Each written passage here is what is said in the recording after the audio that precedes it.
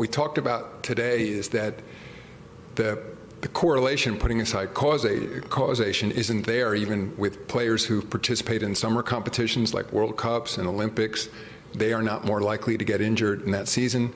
We don't see any statistical data suggesting that players increase their likelihood of getting injured as they go further along in the season, or even in back-to-backs, which may surprise people. Part of the commitment here from the league office is we are putting together a group of team doctors and scientists and others and trying to better understand it.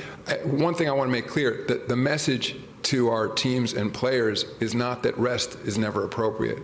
And I realize there's a bit of an art to this, not just the science, and that's with the hands-on trainers and coaches who are talking to players and saying, how do you feel? I'm certainly not saying that's not relevant. I think, at least in the first instance, in terms of this policy, we're trying to deal with some of the most egregious examples where multiple star players, for example, healthy, all out on the same night, healthy. And I think we're letting down the fans, we're letting down our partners by doing that. But at the same time, we're stating a principle in terms of an 82-game league and saying, let's all work together. And I think that was, I thought, the best news coming out of this policy, whether it was with the Players Association, individual players, or with our teams over the last 2 days. Everyone is acknowledging this is an issue.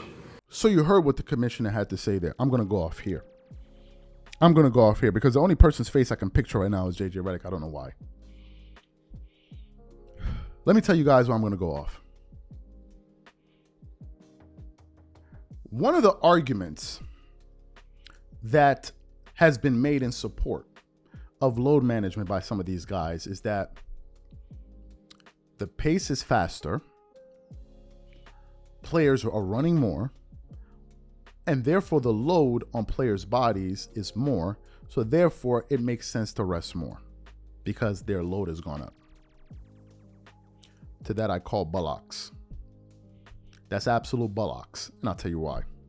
You see, these people, I think they talk to people that can't read and write, or that are illiterate, or they cannot reason. If you can reason and parse the words that these guys are saying, you will quickly understand that these guys are talking a bunch of rubbish. First of all, these two things cannot exist. Number one, we've heard these are the most advanced athletes of all time. These are the most skilled players of all time. These are the most athletic players of all time. This is what these gentlemen are saying, that they're so much better than the generations in the past, which I call BS on, because you cannot quantitatively measure that. How do you prove this? You can't. It's just something that's being thrown out there, propagated all over the media to make this era seem like it's the greatest thing since sliced bread. They say this, right? So you're saying that these players can do X, Y, and Z better than players in the past, but then they cannot handle the stress of this game? I'm trying to figure it out. Help me figure it out. If these players are so advanced, why are they getting injured so much? No, help me figure it out. If they're so advanced, why are they getting injured so much? Why were players in the past playing more games per season than players today? What happened?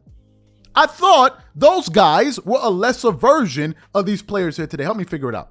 Mr. Smart Guy, help me figure it out. What are we missing? What information are we unaware of? You then say, oh, the reason that's happening is because of the load that's being put on them. But the load that's being put on these NBA players is a byproduct of the rule changes. It's a byproduct of the rule changes. They wanted to speed up the game. And oh, by the way, do you know that this is not even the fastest pace that the NBA has been? Do you know that there was actually a faster pace in the 80s? I think the 70s and 80s. Are you guys aware of this? Are you aware of this? Are you aware of this? So it has nothing to do with the pace. Has absolutely nothing to do with the pace. To quote or paraphrase quickly what the great Tim Grover said, he said the reason that you see so many players getting injured is because you see a lot of them training with resistance bands and all of that stuff instead of training with weights and doing compound movements and pushing heavy weight. That's one of the things that is leading up to all of these injuries, which means it's a philosophical issue. And a player that has highlighted or rather echoed the points that he said is Paul George. Because Paul George said it on the Paul George podcast that he said that when he first came into the NBA, they were doing 2-a-days. And he believed that it was actually making his body stronger. And he said, but in this current NBA, when you're stopping and going, he actually believes is making players weaker, which, by the way, is the same issue happening in the NFL that I heard. Listen to Shannon Sharp and Chad Ochocinco. Help me figure it out. So it turns out these players are no more advanced than players were in the past. These players are not running faster than players were running in the past. They're not jumping any higher than players were jumping in the past. Players today are just as fast and just as athletic as they've always been. These guys are crazy. They're talking about evolution. You're talking about macroevolution versus microevolution. These guys are fools. They're just up there talking. What the hell do you think were you expecting to happen? That these guys evolved at what? Players just grew from 6'6", all of a sudden they're 8'3"? What are you talking about? They evolved. In what way? They can't even explain this with a straight face. They can't. They're talking. One guy will say, this is the most advanced player ever. And another guy will say, yeah, it is. And that's it. Nobody will walk in the room and say, but hold up, can y'all explain what y'all mean by that? Because I'm too stupid to figure it out. Can you help me figure it out? No one can do that. They're just making up things as they go. Making it up. Load management doesn't work. The way in which players are being trained by these medical staffs who had made a killing off of these boys, we're finding out it's not working. And it's going to affect a lot of people's pockets. When you have the NBA commissioner saying during the meeting, we conducted research and found out that the evidence was inconclusive, meaning they can't conclude that it works. They can't. And then at the end of all of this, the person that suffers is the fans. And I don't hear anything about the fans. And then when you ask these guys, okay, listen, the load is too much, lower the games. You know what they'll say? Oh, well, we can't do that because it's a very difficult situation. What the hell do you think they're talking about? They're talking about they don't want to lose no more money.